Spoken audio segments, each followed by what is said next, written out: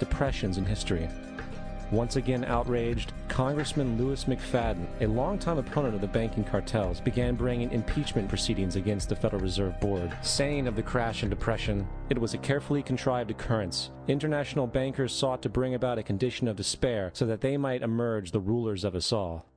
Not surprisingly, and after 2 previous assassination attempts, McFadden was poisoned at a banquet before he could push for the impeachment.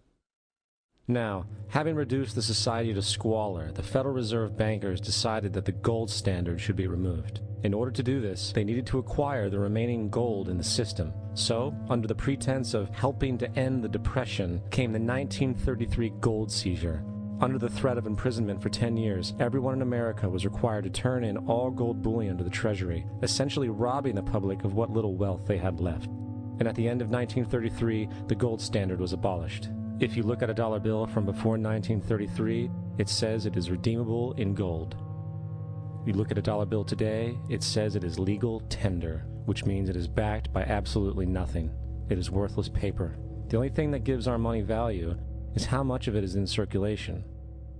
Therefore, the power to regulate the money supply is also the power to regulate its value, which is also the power to bring entire economies and societies to its knees.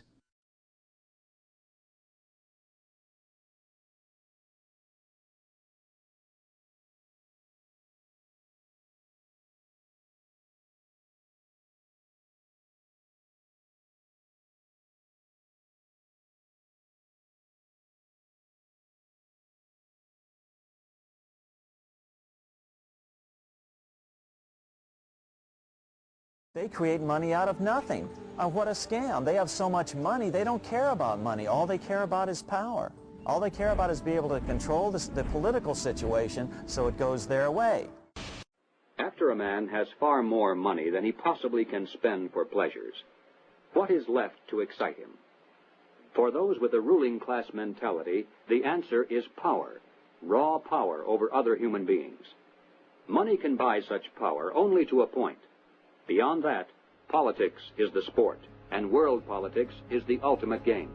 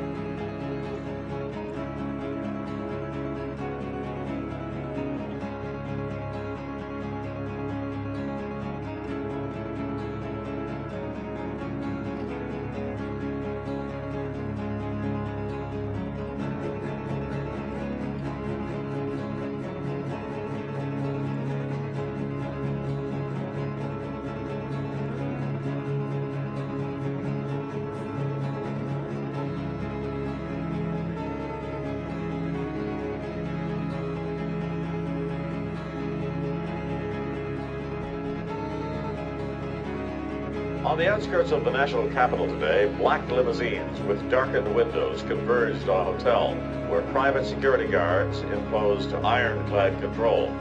The limos carried royalty, political power brokers, and industrial titans to a secret meeting that will last all weekend.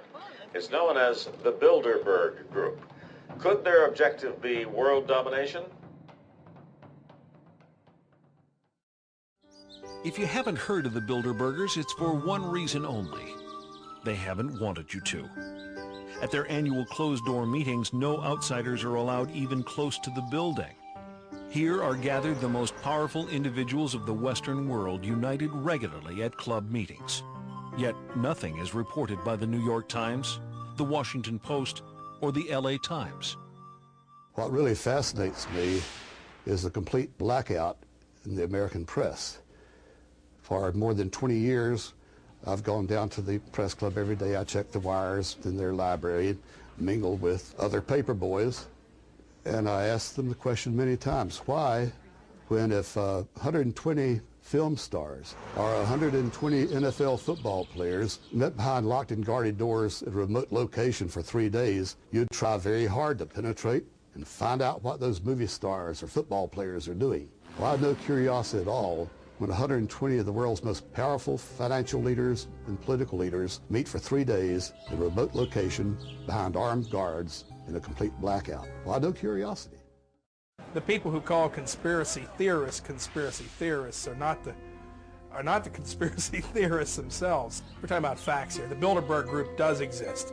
The Federal Reserve does exist.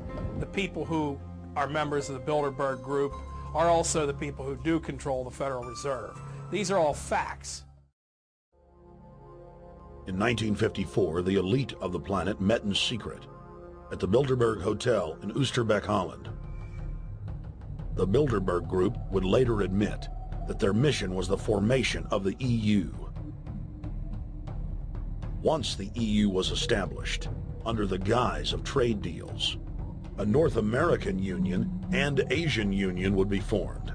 The three interlocking superstates formed the core of the global government, while the United Nations would serve as a world regulatory and enforcement body over the Third World subregions.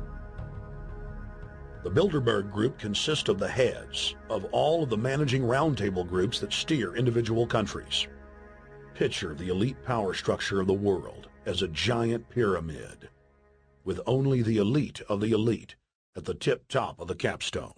The group has been so secretive that until the mid-1980s, the controlled corporate media denied its existence. Into the late 1990s, coverage only consisted of rare one-line mentions.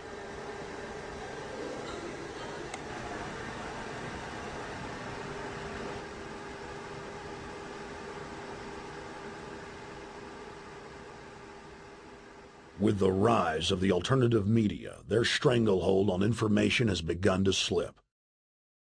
What we do hear coming out of those meetings is incredible about the plans of the New World Order to consolidate power. Political power and economic power coming together at the highest level. But what I call the lapdog media, the controlled media in this country, you would think that they would be going to court, crying freedom of information, open meetings, sunshine law, and all of these things, but the silence is deafening. Why is it the major media would deny this? Let's look at the ownership of the major media. Let's look at the roster of, say, the Bilderberg meeting. Katharine Graham owns the Washington Post. Katharine Graham has been to the Bilderbergers. Conrad Black, one of the largest media barons in Canada and Europe, has not only been to these meetings, but he has hosted the meeting just a few years ago. Every year they meet in secret, and there is an absolute news blackout. There is never anything reported in any of those papers. David Rockefeller himself thanked the media for keeping this all hushed up.